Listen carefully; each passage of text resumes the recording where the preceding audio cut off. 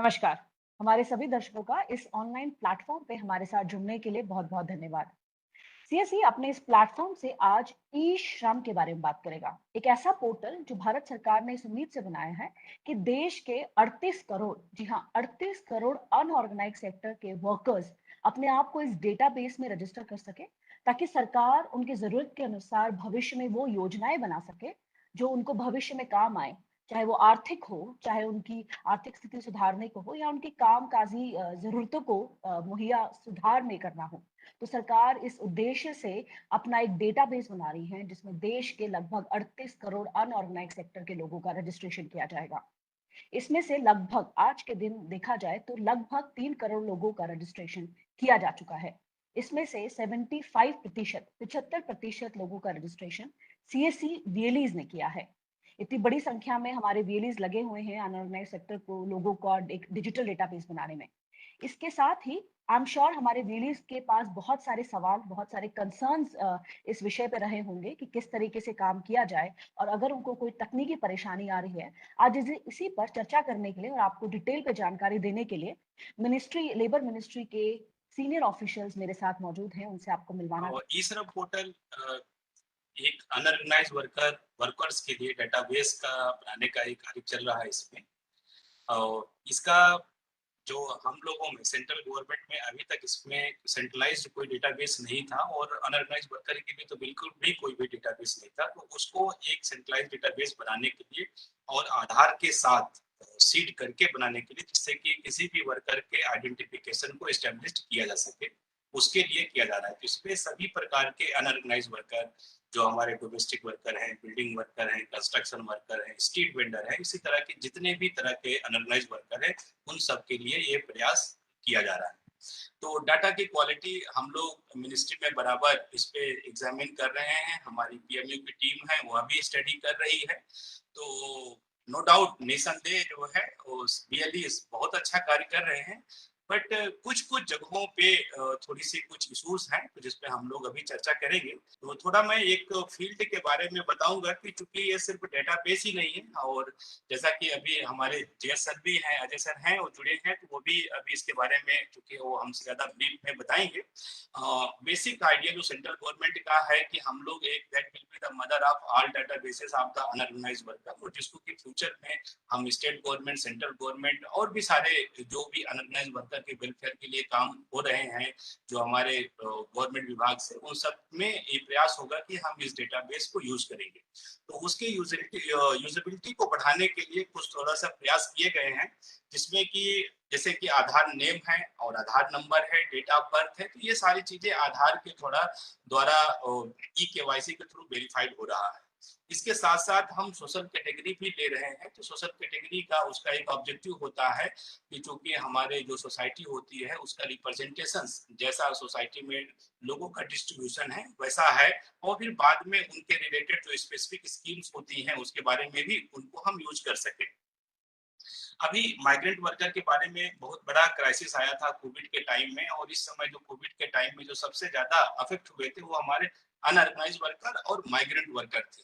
तो उसके लिए भी हम लोगों ने चूंकि जो भी पहले से भी ये कॉन्सेप्ट में था, लेकिन जब ये घटना हुई तो उसके बाद हम लोगों ने इसको बहुत क्लोजली अजय सर के नेतृत्व में देखा, और उनके गाइडेंस में हम लोगों ने ऐसे सिस्टम्स बनाने का प्रयास किया है कि ताकि अगर भविष्य में भगवान न करे कि ऐसी कोई घटना दोबारा ऐसी हो, और ऐसी हम लोग आपदा या विपदा का सामना हमारे देश को या हमारे मजदूर बंधु भाइयों को करना पड़े, बट फिर भी अगर कोई छोटी मोटी, अगर कोई रीजनल या स्पोर्टिक सिचुएशंस कोई ऐसी होती हैं, तो हमारे पास इस डेटाबेस के माध्यम से वो पूरा सिस्टम होगा कि जिससे हम उनके माइग्रेंट स्टेटस वर्कर के बारे में भी जानकारी प्राप्त कर सकें। अनऑर्गेनाइज्ड वर्कर में जो सबसे जो क्रूशियल इंफॉर्मेशन है वह उनका ऑक्यूपेशन का है। जो है अभी भी किसी भी डेटाबेस में किसी भी वर्कर का ऑक्यूपेशन नहीं होता है, और वह भी ऑक्यूपेशन हम लोगों ने, जो हमारा मिनिस्ट्री में जो हम लोग की एक्सपर्टीज थी, हम लोगों ने उसको इंटरनेशनल कंपैरिजन के बेसिस पे, एक कोड के बेसिस पे किया है, जिसपे हम ज्यादा टेक्निकलिटी नहीं जाएंगे।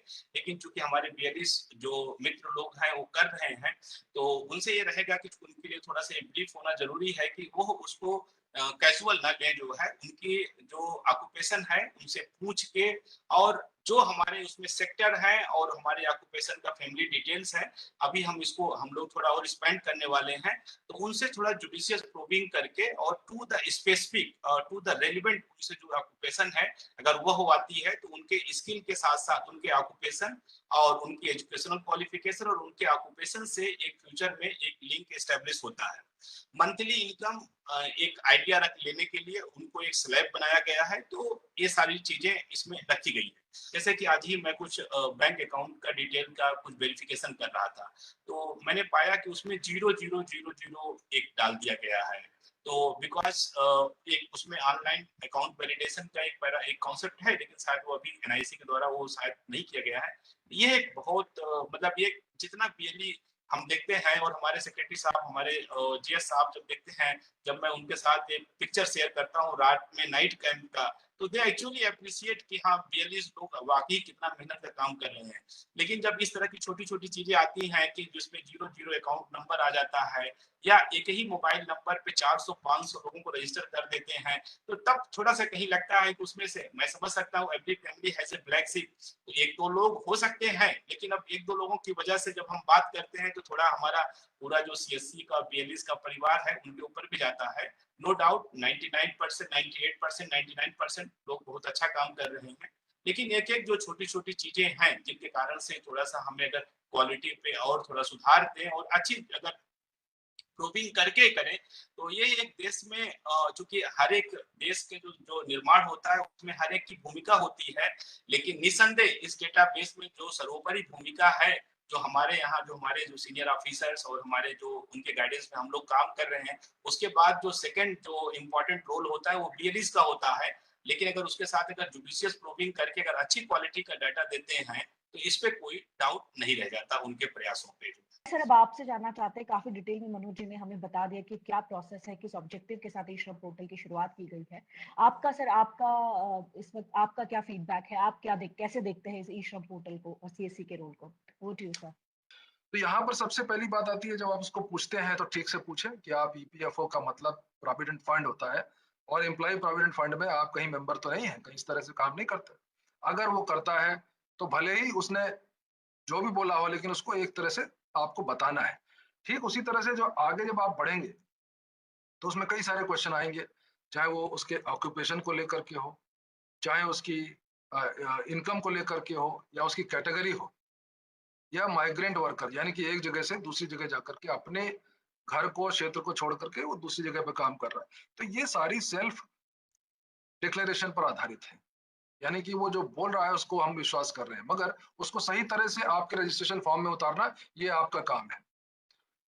तो इसका मतलब है कि आप उनका साथ दें, उनको ऊपर उठने में मदद करें, क्योंकि ये जब प्लेटफॉर्म तैयार हो जाएगा इसके ऊपर सरकार छोटी छोटी जो जितनी भी योजनाएं हैं, जो सामाजिक सुरक्षा से भरी हुई योजनाएं हैं, जैसे कि दुर्घटना बीमा योजना है, उसके बाद प्रधानमंत्री जीवन ज्योति लाइफ कवरेज जीवन ज्योति बीमा योजना, वो भी इस पे आएगी। इसके बाद प्रधानमंत्री श्रम योगी मानधन पेंशन योजना जो आप लोग कर रहे हैं, अपने सीएससी में कर रहे हैं, उसको भी हम इसमें जोड़ेंगे। और इसी तरह से धीरे धीरे जो स्टेट गवर्नमेंट है, राज्य सरकारें हैं, या जो नगर पालिकाएं हैं, ग्राम पंचायतें हैं, उनकी भी जो अपनी अगर स्कीमें हैं तो उसको भी हम इस पे लाने की कोशिश करेंगे। और साथ ही साथ जो आपका प्रधानमंत्री जन आरोग्य योजना है, आयुष्मान भारत वाला कार्ड जो है, वो भी हम इस पे लाने की कोशिश करेंगे। वो हालांकि चौथी स्टेज में आएगा। तो इसमें छोटी बड़ी कई सारी योजनाएं हम जोड़ेंगे। साथ ही साथ सबसे बड़ी बात है कि इसके बाद हम एक ऐप भी लाएंगे। ऐप में जो अपडेशन मॉड्यूल भी उसमें डालेंगे, ताकि लोग अपना अपडेशन खुद कर सकें, क्योंकि आप जानते हैं नई जनरेशन जो आ रही है, नई पीढ़ी पर हमारा पूरा विश्वास है। इंडिया में आईटी सबसे आगे है, पूरे भारत का जो आईटी है पूरे विश्व में सबसे आगे है। और हमारी जो नई जनरेशन आ रही है वो आईटी सेवी है, भले ही वो असंगठित क्षेत्र में कामगार हो। तो ये मान के हम चलते हैं कि आगे आने वाले समय में इस पोर्टल का बहुत ज्यादा उपयोग होने वाला है, जिसमें कि अपडेशन के लिए भी आपके पास लोग आने वाले हैं और आपको बिजनेस मिलता रहेगा। तो ऐसा ना सोचे कि ये सोने की अंडा देने वाली मुर्गी है जिसको एक दिन में खा लिया जाए। तो आप ये सोने का अंडा धीरे धीरे उसको थोड़ा नर्चर करें, अच्छे से पाल पोस के बड़ा करें, ताकि वो आपको आजीवन एक बिजनेस देती रहे। आपका बिजनेस लेकिन दूसरों की जिंदगी इसमें जुड़ी हुई है। तो मैं ये कहना चाहता हूं कि आप अपना जो काम है जितनी अच्छी तरह से करें, जितनी मदद करके करें, एक जो हेल्पिंग एटीट्यूड है हमारे समाज के प्रति उसको रखें, क्योंकि हमने जहां से शुरू किया सबका साथ सबका विकास, तो ये अगर एटीट्यूड आप रखेंगे तो आप अपने प्रयास में निश्चय सफलता प्राप्त करेंगे। और हमारा प्रयास यही रहेगा कि आपके आसपास रहने वाले जितने भी कामगार हैं उसमें से अगर आप देखें, काम करने वालों में 90% असंगठित कामगार हैं। आपके चारों तरफ आप नजर उठा के देख लीजिए, 100 में 90 यानी कि 10 में 9 लोग ऐसे हैं जिनको आप इस पोर्टल पे रजिस्टर कर सकते हैं। आपका बिजनेस का दायरा बहुत बड़ा है। यहाँ पर कुछ चीजें जो हमारे मनोज गुप्ता जी बता गए हैं, आपको बहुत सारी डिटेल में उन्होंने बताई हैं। इसके अलावा हमने आपको ये बताया कि जब आप ऑक्यूपेशन पे जाएं, आप उसकी कैटेगरी पे जाएं, इनकम पे जाएं, तो उसको सही तरीके से पूछ के समझा करके और फिर उसको रजिस्ट्रेशन में आगे बढ़ें। यहाँ पर एक बात आ जाती है, सबसे बड़ी बात, कि जो 20 रुपए आपको पर रजिस्ट्रेशन दिए जा रहे हैं, उसमें कुछ टैक्सेस भी हैं और सीएससी के भी चार्जेस हैं, तो कुल मिला के गवर्नमेंट की तरफ से ये दिया जा रहा है, यानी कि पब्लिक के लिए ये फ्री है, मुफ्त है, निःशुल्क है। इसमें कोई किसी तरह का पैसा नहीं ले सकता, उसकी भी यथेष्ट पब्लिसिटी की गई है। तो इस समय सारे एमपीज और एमएलए ये जानते हैं, सारी पब्लिक ये जानती है कि ई श्रम पोर्टल पर जो रजिस्ट्रेशन होने हैं उसमें कोई पैसा मजदूर को नहीं देना है, श्रमिक को नहीं देना है। तो ये नेचुरल ये बनता है कि उससे आपको कोई पैसा नहीं लेना है। कुछ एक आध शिकायतें भी आई हमारे पास, लेकिन जितनी शिकायतें मैं सोच रहा था उससे काफी कम आई हैं। आप लोगों को धन्यवाद कि आपने बहुत निःशुल्क सुविधाएं मुहैया कराई हैं, जैसा कि हम चाहते थे। 99.9% मैं यही बोलूंगा। एक आध लोग ऐसे होते हैं और उनके लिए जो है अलग उपाय किया जा रहा है, लेकिन आप लोगों ने बहुत अच्छी सुविधा और ये जो अब तक मुहैया कराई है निःशुल्क तौर पर, इसको जारी रखें।